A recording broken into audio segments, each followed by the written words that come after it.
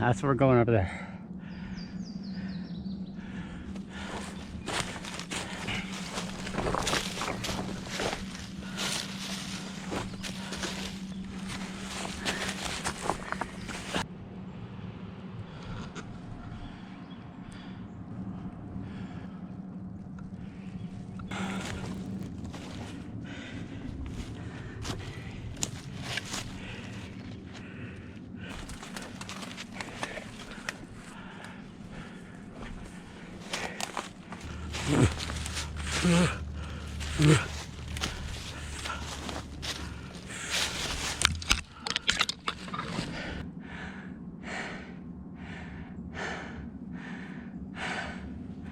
Going over there.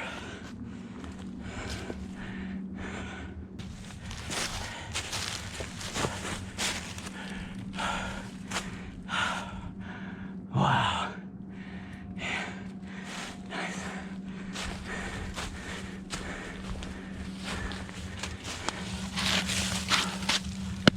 Nice little seat. Nice little throne. The Wildcat throne. Look at that view. Nice. Well, we made it to the base of the cliff. See my car right down there. Probably about 200 feet off the river right now. And kind of misty, foggy today, so it's not necessarily a clear view, but it's a high view. We're just up the road from Wildcat Falls. Now the Lancaster Conservancy has acquired a bunch of land here. However, the little plot that the actual Wildcat Falls is on is privately owned still. You can get permission. You can, as far as I know, you can go up to the house and ask permission to go see the falls. I'm not going to do that today because I'm more focused on climbing this cliff here. I was doing some research, and this area here is also known as Wildcat Bluffs or Wildcat Cliffs. There is a separate little preserve down there that's attached to the Helm Hills Preserve that's called Wildcat Bluff Nature Preserve, I think, but it's just a little chunk of land. It's down that way. What we're going to do today is I really just wanted to explore these cliffs. Right here there's two big sections that kind of stuck out at me the other day when I was over here. It kind of reminded me of the treasure on Dark Tower episode. I'll put a link up to that, where I kind of climbed up that cliff. There's some bikers down there. Climbed up that cliff and found that little geocache box here. When you're down there, you'll look up and you just see these two dark humps, and it just struck me as, hey, this is a lot like that. I really enjoyed making that episode because, as you climb up down there in the gorge, you get as you increase in elevation, you get these great trails. This is actually the Mason-Dixon Trail is I'm pretty sure it follows the road on right here, so not unlike the Treasure on Dark Tower episode, we're right on the Mason-Dixon Trail. So if you look at a map, I got a map from the Conservancy website. It basically showed Wildcat Falls, which is that little privately owned chunk, and then you come up a little bit, and then there's a segment that goes the whole way down to the road that is green. It's owned by the Conservancy, and that's the segment I'm kind of coming up here. And then a little farther up there, it goes back to private property. So behind me and to the west is, huge chunk of land called the Helm Hills Preserve.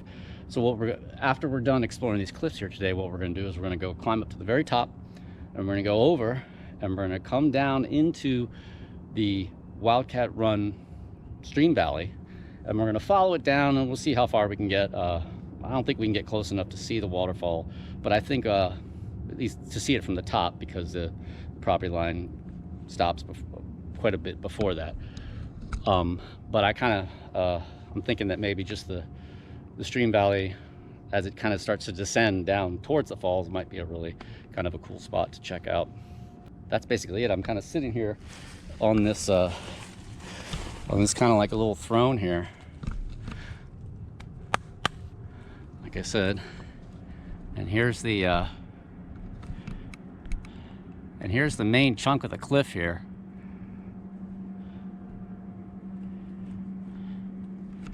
I'd say from the top to the bottom there is probably a good 60, 70 feet. The total relief here from the top of the ridge, which is right up there, the whole way down to the river is about 270 feet. So it's about the same as it is down at the Holtwood. This is Chickies quartzite, which is basically just sandstone that's been put under some pressure, metamorphic sandstone. And that's basically it for now. So let's go ahead and head over that way. And there's a break in the rock. We're gonna see if we can get up to the top. So before we go over there, I was sitting on the throne here, and I couldn't help but notice some feathers, which is not uncommon. But then I saw this bones. So I'm thinking this is a vulture. It's a dead vulture. It's been sitting here for quite a while, I guess. I don't see any flesh. And it's funny because the other day I was reading about ancient Egypt and how the vultures they have over there are in their hieroglyphics. And I happened to come across a picture of a vulture skull online, and I was like, oh, it'd be really cool to find a vulture skull. And I think I just did. Oh, it's very delicate though. Yeah. Look at that. And you can see that's definitely a vulture. Probably I don't know if it's a black vulture or a turkey vulture.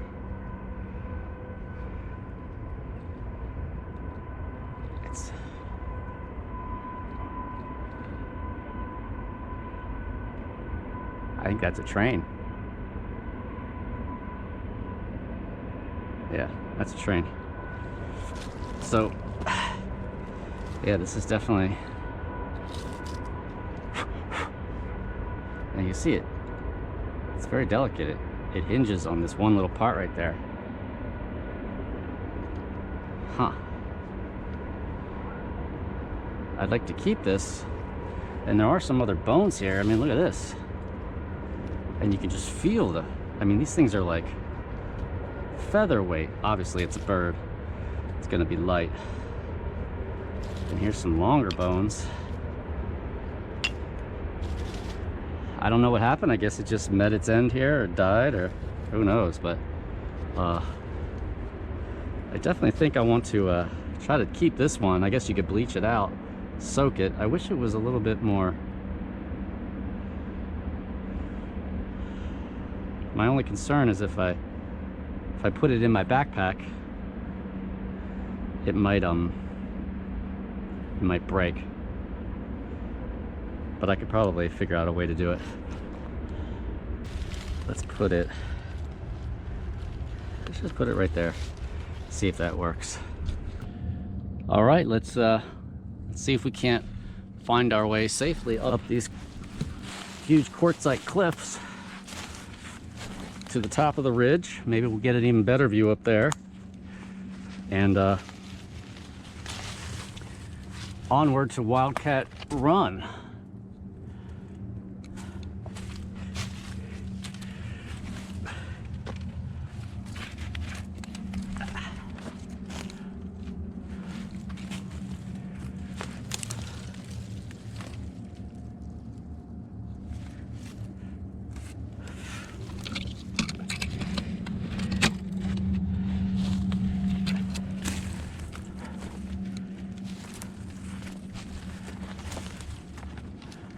Here we go. Oh. Ah.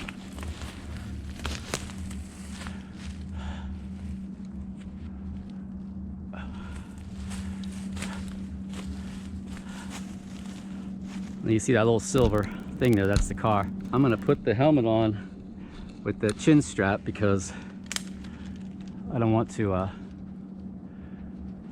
lose this helmet, because if it rolls down there with the camera, not only will I have to go get it, but I'll probably bust the camera too.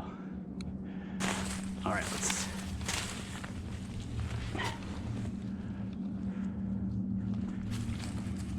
it's definitely buggy up here.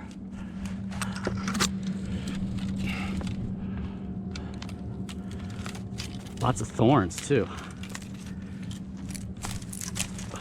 Lots of thorns. Okay. I think the way I spotted was right up there. Ah, man.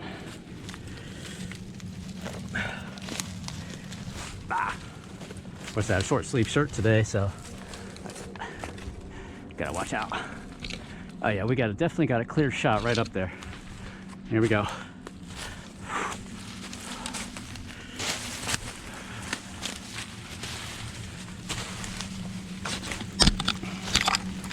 Problem is, there's lots of crud up here.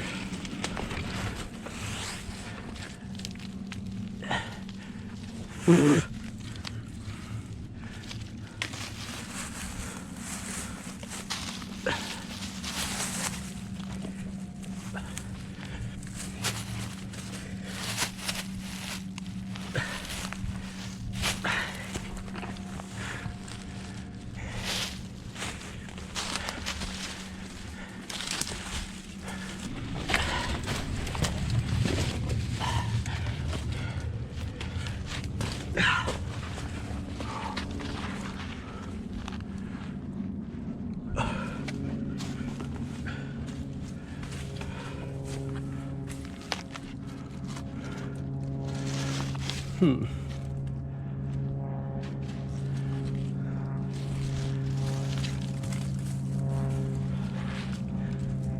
don't like this part right here. I'm gonna head a little bit farther that way.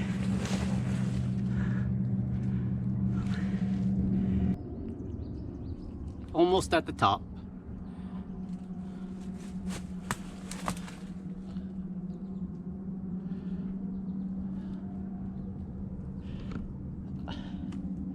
I came up here and I got to right there, and I didn't like that. Something about that didn't feel right. So I'm gonna go down here along this ledge here, and then I think there might be another break in the rocks over there, and then we'll go up over there.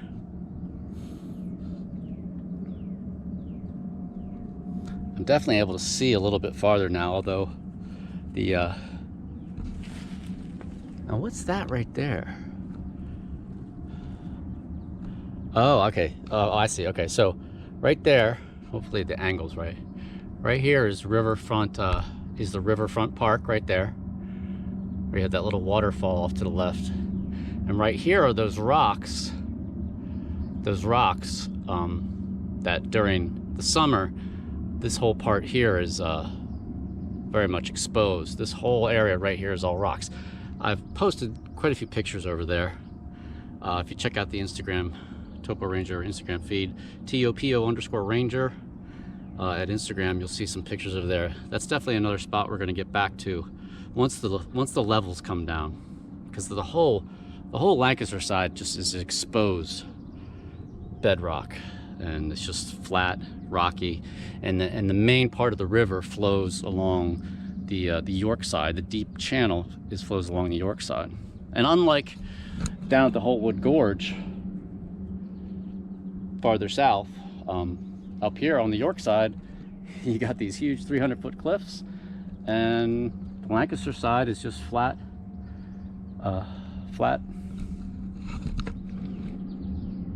farmland. All right, let's get up to the top, see if we can't find our way to Wildcat Run.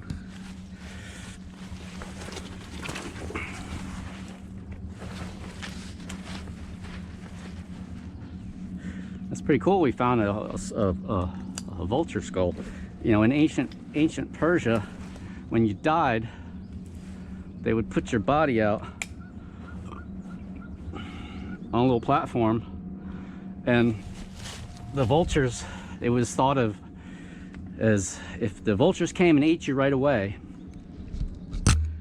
then that was thought of as a good omen. That means you were, you were a good, honorable person. You were, the gods favored you, whatever.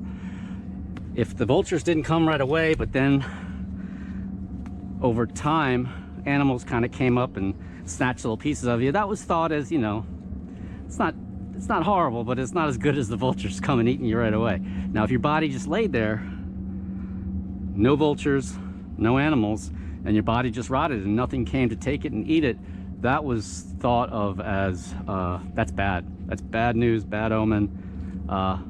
It just reflected badly on you and probably your family. This is ancient Persian culture. They also used to just eat the older people in the tribes.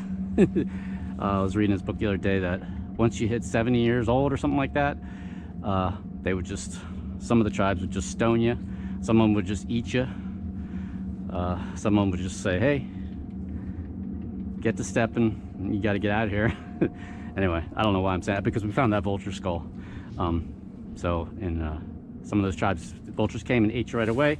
That means you were a good person. All right, let's see if we can get out of here without getting eaten by a vulture.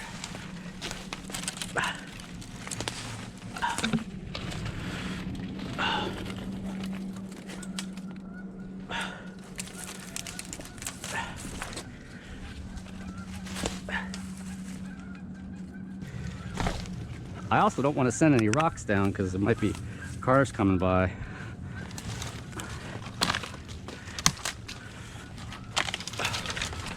All right, here we go.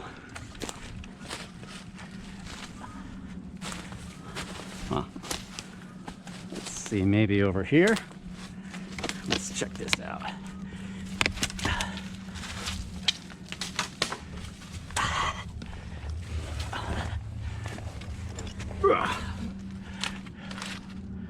Ah, right there.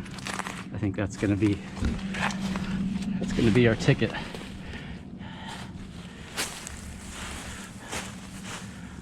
Haven't really seen any fissure caves or shelter caves.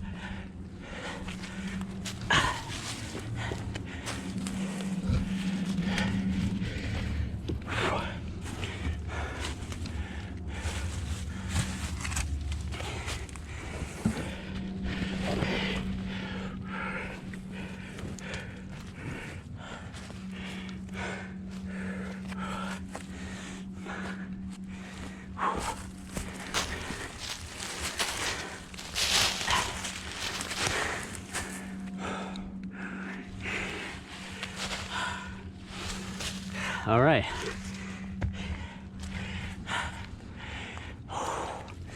You guys still with me here? Oh shit.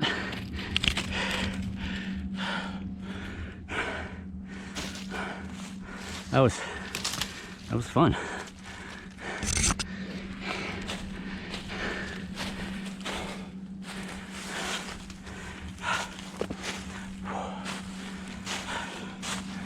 Oh. All right, let's just get up to the top.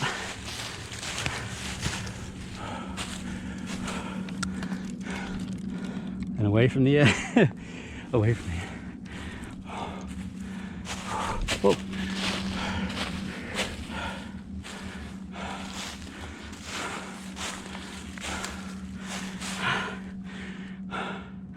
That's damn near 300 feet there.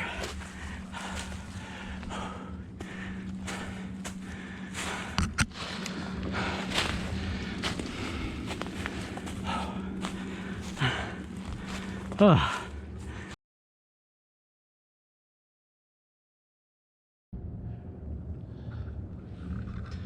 All right, I think we did a pretty good job of gauging where we could come up, where that chunk of conservancy land heads down to the road, because I can just tell basically where I am right now that I'm right on that strip of land. So up there, the stream valley, Wildcat Run stream valley is right down there. I think that knob over there, that might be Buzzard's Roost. There's a high spot called Buzzard's Roost, and that might be it right there, but that's quite a ways away. And that's quite a bit higher than here too. That's the high spot on the York side in the Helm Hills, I think.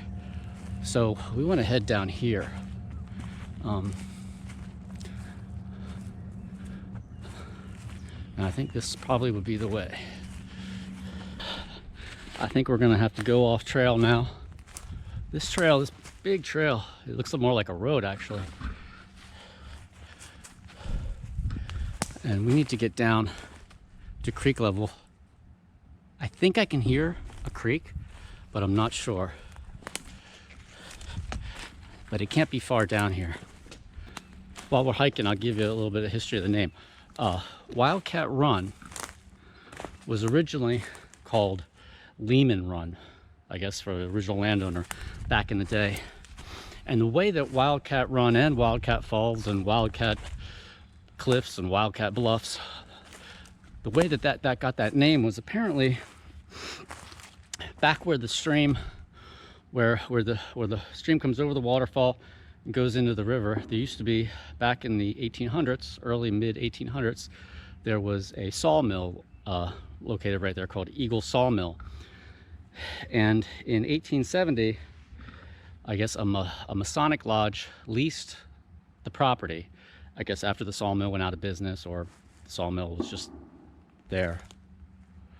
And apparently the guys from the Masonic lodge met up with the guys at the sawmill, and in the Eagle Sawmill they had this stuffed wildcat that the sawmill owners said that they had shot, a long time before that, and they stuffed it, and it was in the sawmill, I guess in the offices or something like that. And there was a wildcat, and I'm guessing that means it was a bobcat. I don't think it was a cougar, although I think late 1870s was the last, I think the last mountain lion was killed in Pennsylvania, and I want to say 1870 something, maybe 1870s, 80s or 90s, right around that time. So I don't think it was a cougar, it probably was a bobcat. So this Masonic lodge would come up here. They'd set up camp here during the summer every year, and they had a 20-year lease. And I guess the sawmill went out of business and they took it down, they tore it down, I'm not really sure, but they acquired this stuffed wildcat, and it kind of became the mascot of this Masonic lodge. And then since the waterfall is, really the most notable feature in this area, they named it Wildcat Falls.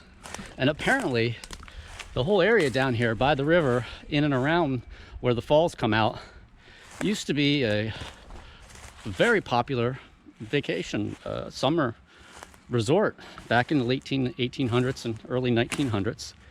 All kinds of interesting stuff went on there. They had these interesting hybrid chestnut trees. Apparently they crossed, they were able to cross an English chestnut tree with an American chestnut tree, and for some reason, according to the history, for some reason in and around this area, they would graft the trees together, And in and around this area, these chestnuts thrived, and they had they said they had, at one point, they had hundreds of acres of these hybrid chestnut trees, and they called them Paragon chestnut trees. And there was restaurants down here, and they would make all these dishes with all these different kinds of chestnut dishes. And the people over there and across the river there, they said they could smell during certain times during the summer and stuff. They could literally smell the aroma of these hundreds of acres of chestnut trees, hybrid chestnut trees, and it would come wafting down and come over the river, and they could smell the smell of these chestnuts on the other side of the river. They said it was a beautiful smell. It was really nice. So you had all these chestnuts, and you had a little, there was a little newspaper, a little journal. I had a little picture of a wildcat on it, and it went on like that for, you know, decades and decades. And there was an orchard. There was the chestnut had an orchard associated with it. All right, I'm definitely hearing Wildcat Run. Unfortunately, I guess what happened was at some point in the late 1800s or early 1900s, there was a chestnut blight, and I guess the blight came through and just killed all these awesome hybrid Paragon chestnut trees, and that was the end of the orchard. All right, here we are.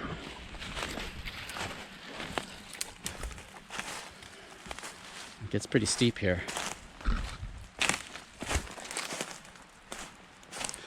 I think what I want to do is I just want to head down to the creek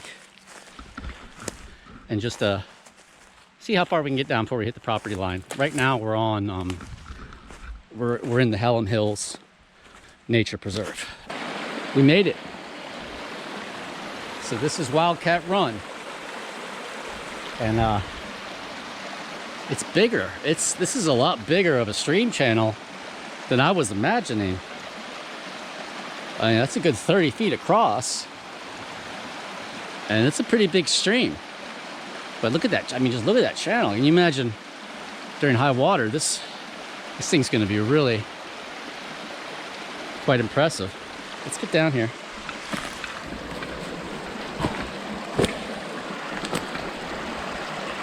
Looks like it's mostly on the quartzite. Yeah. And right about here, I can remember from when I was looking at the satellite photography, right about here there's a little flat spot, and you kind of get this serpentine up there, serpentine effect, where the stream is winding, and right about here is where you start to hit the elevation change. It starts to change pretty radically, and you start getting that dive down. You're diving down towards the falls. So let's hike down there and see if we can't see anything while still staying on the the Conservancy land as best we can. All right. Oh wow! Look at this. Yeah. Big veins of quartz. This is bedrock right here, and you can see the vein.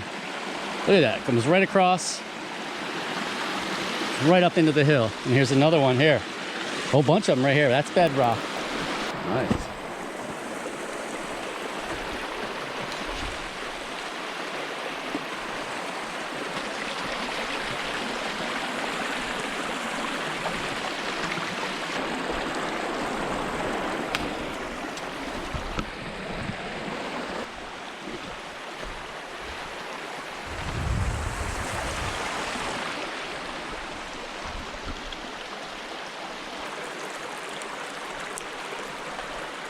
That's not natural.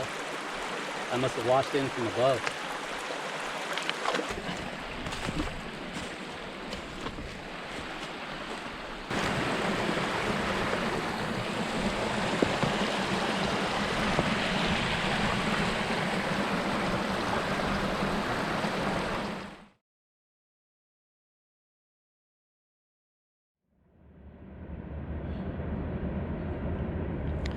Long train off in the distance there on the Lancaster side.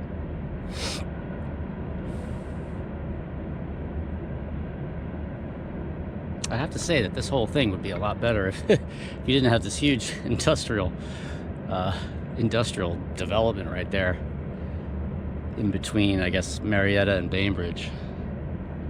But it's still pretty nice up here. Peaceful.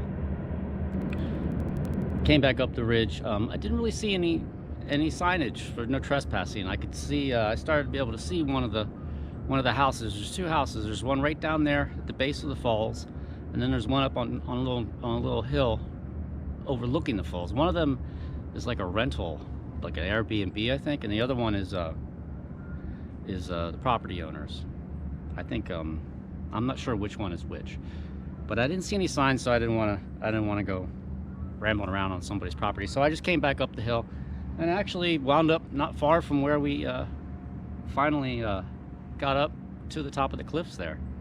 So now I'm kind of wondering, my car is down there somewhere, and I'm looking down here, and it looks pretty steep, and I'm seeing quite a bit of vertical cliffs here. So I'm not exactly sure how I'm going to get back down. I'm sure I'll find a way. But that was a Wildcat Run, and like I said, you can follow. We went downstream, but you can go upstream quite a ways there. I'm sure I don't know how big the Hallam Hills Preserve is, but it's quite big. And then down a little bit down there by the Accomac, which is a restaurant down there, there's another big chunk of land called Wizard Ranch Nature Preserve. I don't know anything about the Wizard Ranch. I like the name. Kind of reminds me of Skinwalker Ranch.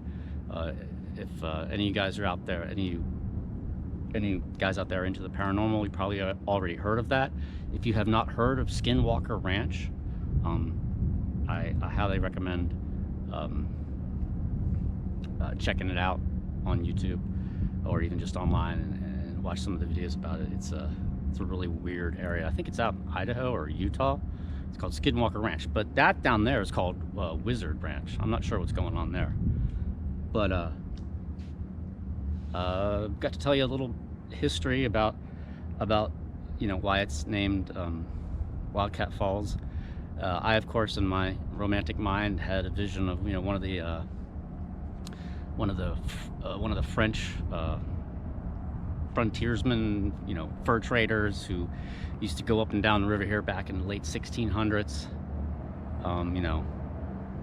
doing hand-to-hand combat with a with a mountain lion and a knife, and a buck knife or whatever, wildcat. But no, that's not the case. It's actually Wildcat Falls was actually named after a stuffed animal. So go figure, right? So like I said before, I do wanna get to Wildcat Falls at some point, but not today, because I have a feeling that that's going to be at least a couple hours of just kind of taking photos and kind of talking about some of the history. There's quite a bit more history that I didn't really go into in this area. I was doing some research before I came out here today. So I think what I'm going to do now is we're gonna find our way back down to the road there, and we're gonna go down to where the Accomac is, because there's I want to tag on to the end of this episode a kind of there's a kind of a gorge that runs down right where the Accomac is, and it comes out on the river. And there was a huge road failure. The road basically just slumped into the gorge, and some of that area there where the gorge is on the Wizard Ranch Nature Preserve, which is the conservancy.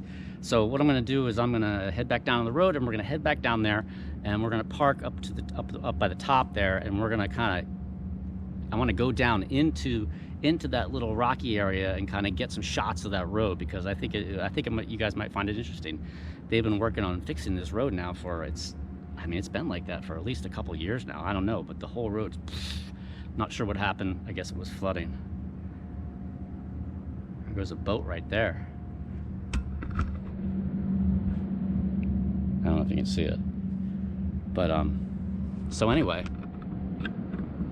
I'm just gonna get a drink drink of water here and chill out for a little bit, and then we're gonna head down, and we'll tag that on to the end of this episode. All right, so I'll pick it up when we get down to the around the Accomac Inn. All right.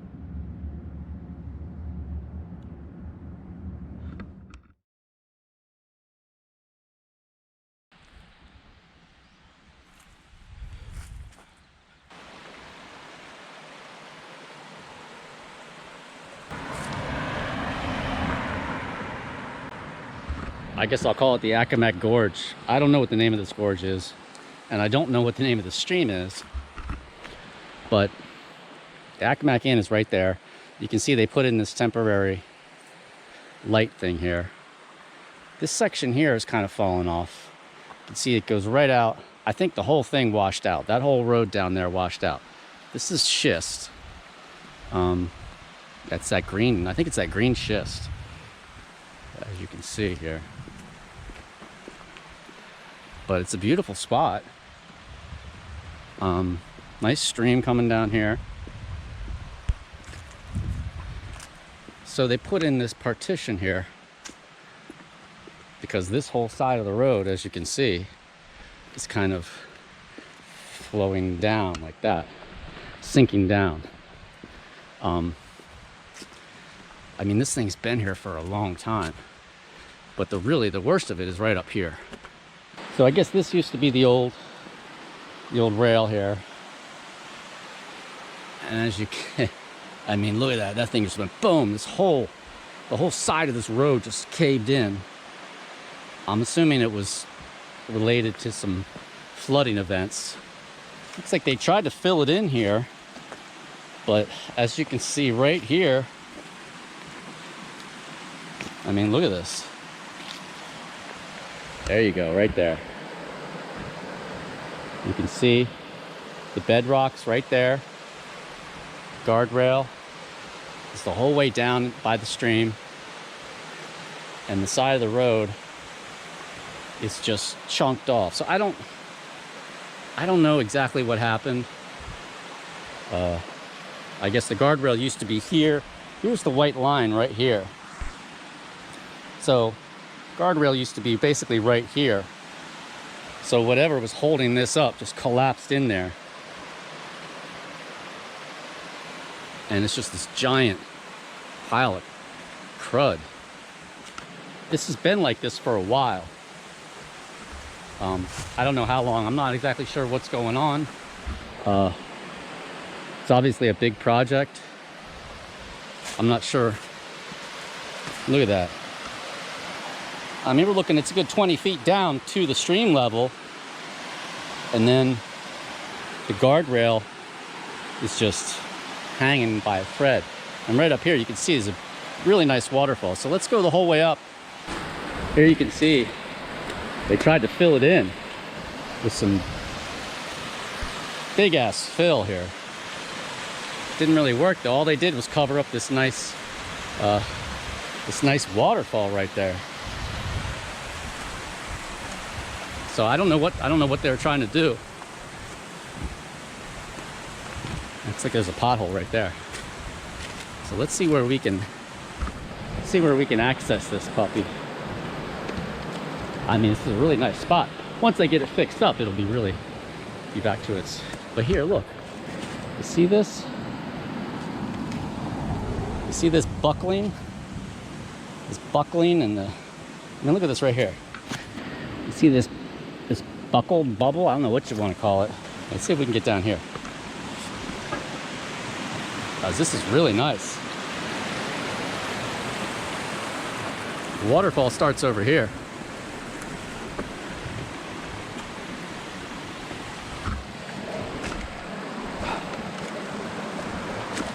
Yeah, this is definitely that green schist. Oh, this is just beautiful.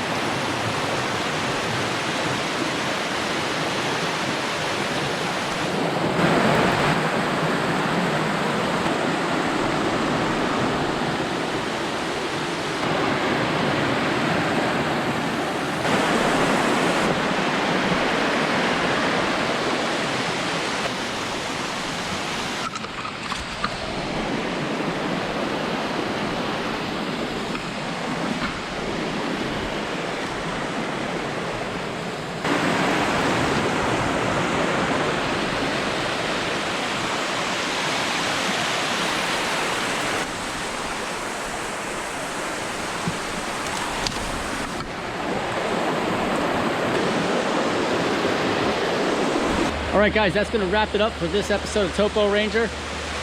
We're here at the Accomac Gorge again. I'm not quite sure what it's called, but as you can see, it's a beautiful, long waterfall, cascade over green schist. And once they get this road fixed, once they get this road fixed, it'll be back to being beautiful, right? But who knows when that's going to happen, all right? Make sure you subscribe, ring that bell for notifications, and hit me up on TOPO_Ranger on Instagram as well, all right? As always, love having you along. This is Brett for TopoRanger, signing out.